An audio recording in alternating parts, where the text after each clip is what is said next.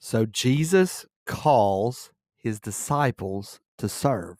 That's what he does. So if he calls us to himself, he will send us out.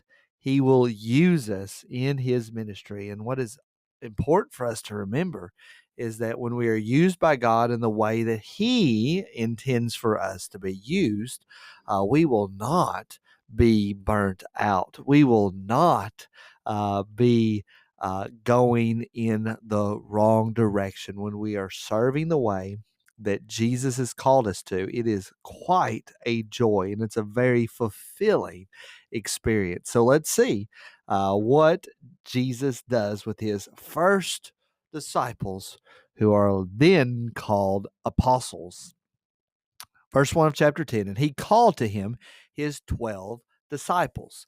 So, first of all, this comes right after Jesus said, the harvest is plentiful, but the workers are few. So, he calls to him his 12 disciples who are going to be apostles. We're going to see that in the next verse. But he called to him his 12 disciples and he gave them something. He gave them authority.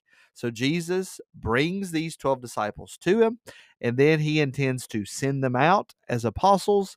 But before he does that, he's going to give them authority. He is going to give them talents. He is going to give them abilities to do things. In their particular situation, they have authority over unclean spirits to cast them out. So they're able to have power over the demonic world, cast out demons as Jesus did. He also is giving them power to heal every disease and every affliction. So they are doing the same type of ministry that Jesus is doing. In fact, we know for sure that Peter continues that ministry after Jesus raises from the dead and he ascends to the Father. He still is doing these miraculous works.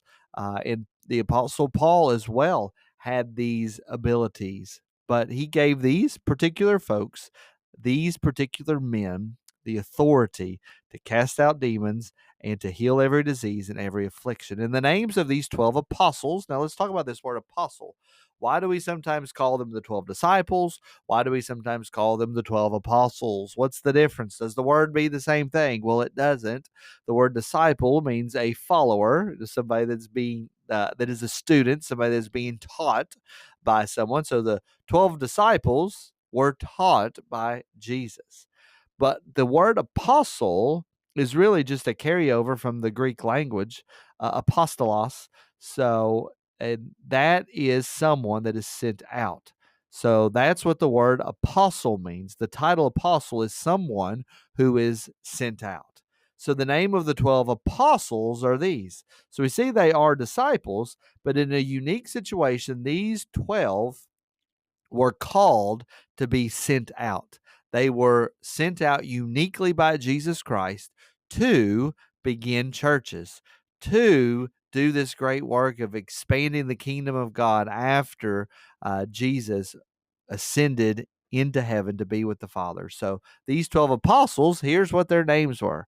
We have Simon, who is called Peter, the rock. That's what Peter means, is rock. So Simon, who's called Peter. We have Andrew, his brother. Remember, Andrew is actually the one that called Peter. James, the son of Zebedee, and John, his brother. These four we saw Jesus call these gentlemen to himself to say, "Come and follow me." Then we have Philip and Bartholomew. We have Thomas, Matthew, the tax collector, who we saw Jesus call the writer of this gospel. What I believe, anyway. Some folks discount that, but I think that's the way to take it. James, the son of Alphaeus, and Thaddeus, Simon the Zealot, and Judas Iscariot, who is ultimately the one who betrayed him. Jesus calls his disciples to him, ultimately to send them out to do great works. So let's look at the journaling section of this reading. Jesus calls his disciples and gives them gifts and a mission. That's what he does to his disciples. He gives them gifts, authority in their particular situation to cast out demons and to heal every disease. But he doesn't just give it to these 12, he gives it to all of his disciples. He gives gifts to men. He led captivity captive, and he gives gifts to men. And so he has given you a gift, he's given you a talent, and he's also given you a mission. So my prayer then would be thank you for the gifts and talents you have given me. Thank you for the abilities. Thank you for the resources that I have. And I didn't add that to that, but that it's also you can say thank you for my mission. And if you don't have your mission, if you don't know what unique thing the Lord would have you be doing, perhaps you need to ask, Lord, give me a mission. Or maybe you know the mission and you just kind of given up on it a little bit. It's a little sour. It's not as strong and as powerful as it used to be in your heart. You can say, Lord, strengthen my mission. Lord, give me a new heart for what you've asked me to do. And then the application here is that I will evaluate my talents and use them to glorify God. He's the one that gave me the talents. He's the one that gave me the gifts. He's the one that gave me the resources. And I'm going to use it to accomplish the mission that He has for me. I pray that's been a blessing to you, and I'll see you in the next video.